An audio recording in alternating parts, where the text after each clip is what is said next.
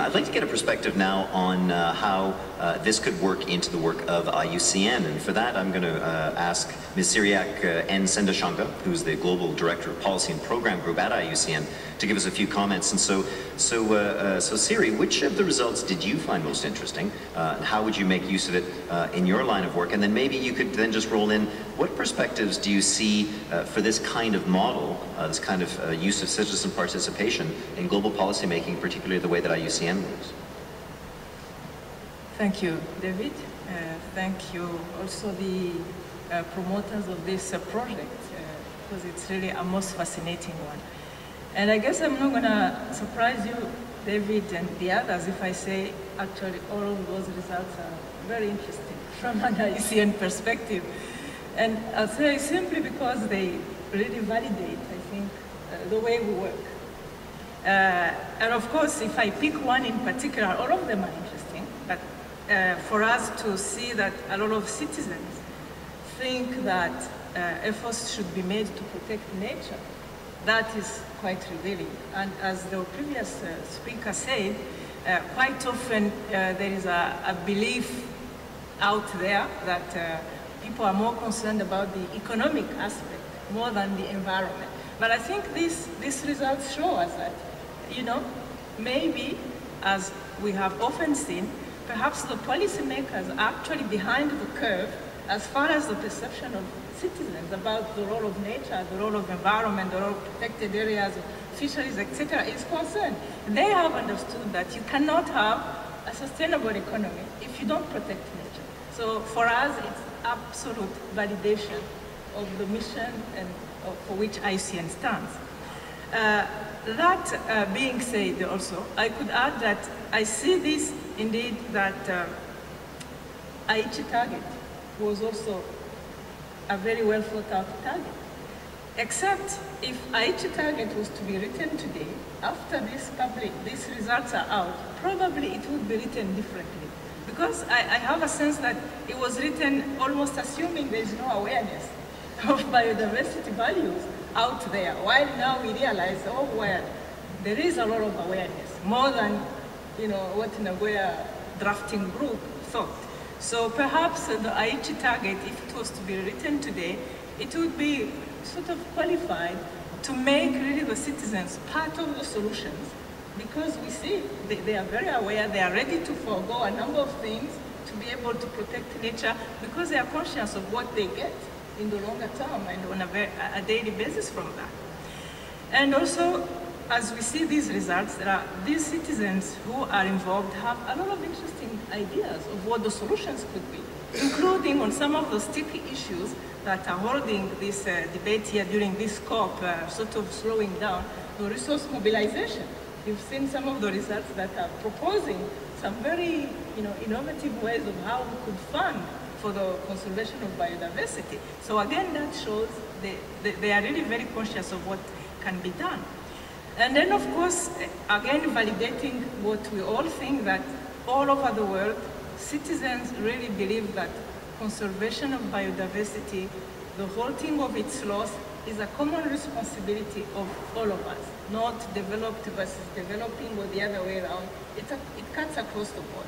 So for me, those are very fundamental and really reassuring messages. One of the previous speakers referred to this process could be like the counterpart of the IPBS, you know, the Intergovernmental Platform on Biodiversity and Ecosystem Services. So it would be like the citizens' IPBS. And in that also, I think there is a message that this IPBS, the formal one, the scientific one, you know, to be really, I think, legitimate, it should have something that allows this kind of views from the non-formal part of science to be also taken into account. And it's one of the messages that we at IUCN, when we attend the meetings of IPBS, we've been putting forward. They have to find a way to integrate other systems of knowledge, not just the scientific traditional Western view or national academies of science, but all these other knowledge that is out there in the citizens of village, the indigenous local communities, etc.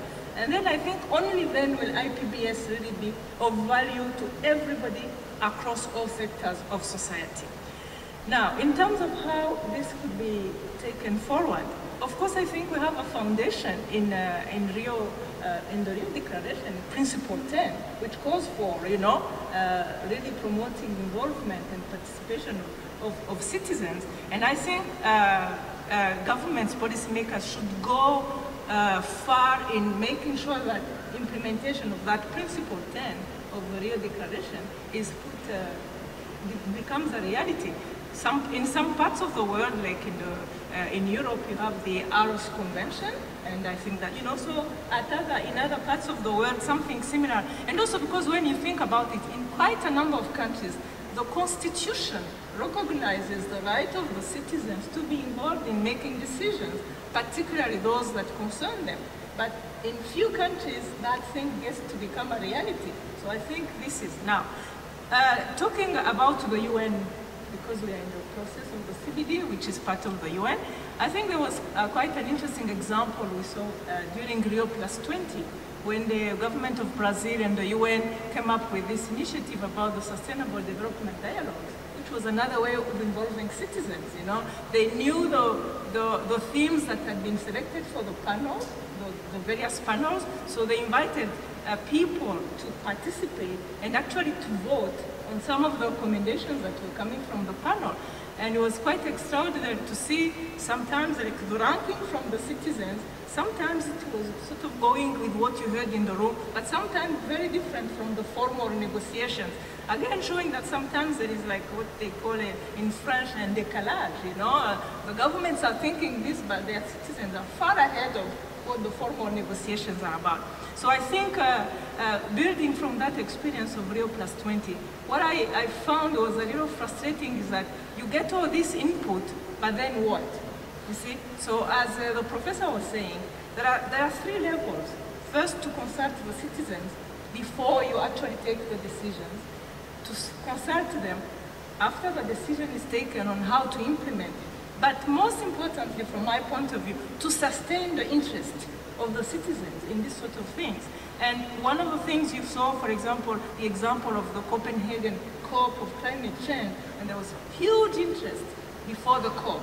Then they saw what happened, and then people were so disappointed. You got a sense that let's just give up. Although they know climate change is a big issue, is affecting their lives, but I think they felt let down by what they saw happening after all the hype that had been built about that process. So in conclusion, David, if you allow me, I will just make one proposal, or a couple of proposals actually, on how to sustain the interests of the citizens through this kind of exercise, which I think should become quite regular.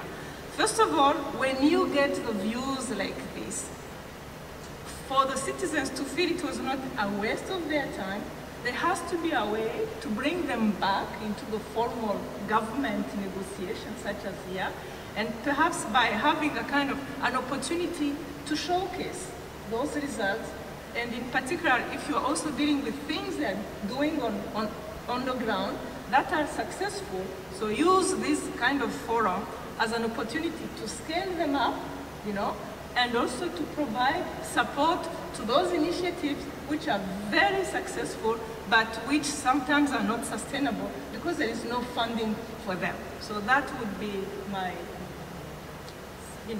contribution to this exercise. Thank you.